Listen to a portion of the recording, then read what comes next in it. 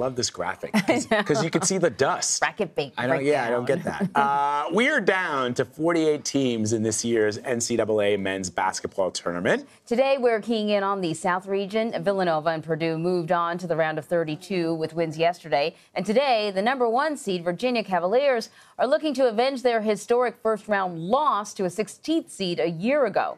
Rick Russo is the sports director for our CBS affiliate WVLT in Knoxville, Tennessee. He joins us now from Nationwide Arena in Columbus, Ohio. Thanks so much for joining us. Rick, we want to start with your team, the hometown team. They are the 2 seed in the South. How far can they go in the tournament? I know you're going to say all the way, but let's talk realistic. How far do you think they could go? Well, yeah, well, first of all, thanks for having me on today. You know, as far as they can possibly go, according to the guys, you know, it's funny. I was asking them in the locker room yesterday, are your friends telling you that we're picking you to go all the way to Minneapolis and maybe win it all? And they're like, yeah, we're getting that, but we've got to kind of block that noise out and take care of business.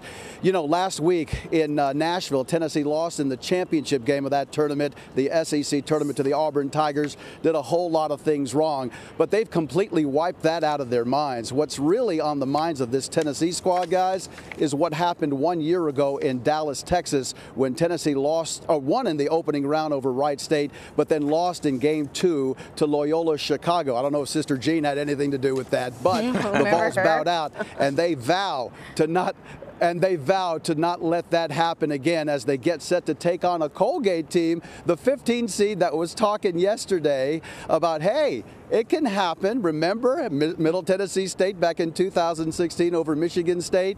So we'll see. One thing about this game coming up today, they like to shoot the threes, the Raiders do. Tennessee had trouble last week with Auburn guarding that three-point ball. The Tigers hit 15 threes. The Vols also turned the ball over a lot. Uncharacteristic 12 turnovers in the first half, 17 total. So they certainly can't do that today or any time moving forward, guys, in this NCAA tournament. All right, Rick, let's talk UVA. They also have their first game today. Do you expect them to play as if they have something to prove after falling to UMBC last year?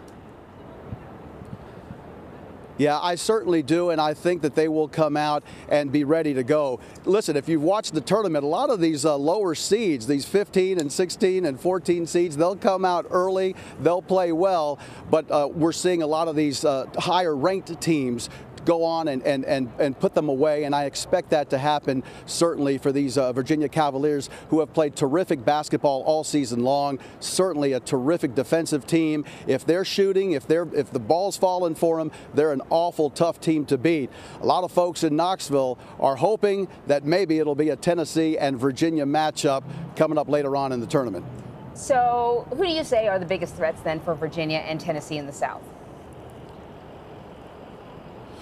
Well, I think for Tennessee, if they get by Colgate today in the first game here at Nationwide Arena, it is Cincinnati and Iowa. And guess what? The Cincinnati campus is just about an hour and a half, 2 hours away from here, so they should have a good fan base here. I know I'm putting the cart ahead of the horse here, but should Cincinnati win, that might be a tough matchup for Tennessee. And again, going back to what happened last year, it's from the neck up for the Vols. They want to make sure that they get by that second game and get into the Sweet 16 this year, where they will face, of course, the winner of Purdue and Villanova, which should be another good basketball game. And I expect, again, Virginia to advance on as well.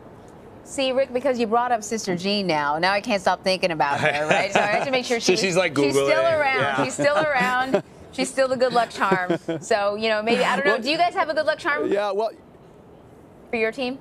You know, I was wondering, I was asking the guys, or I was wondering if they should invite Sister Jean to come along for the ride with them this year as they move on through this NCAA tournament. But you know what it is about this team, their good luck charm, guys, is their camaraderie. You hear the coach speak all the time, you know, togetherness and being a close-knit group is important. Well, that really is the case for this team. It's a veteran team that has been around for a long time. Faith is important to this team. They do a lot of things together off the court, and I really believe it's a reflection of their head coach, Rick Barnes, who is a Naismith Coach of the Year candidate.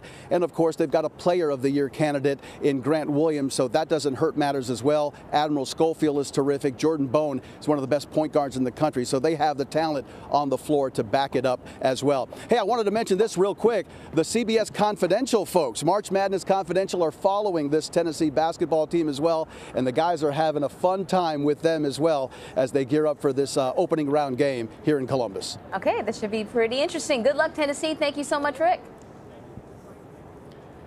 Hey, my pleasure. Thanks for having me today.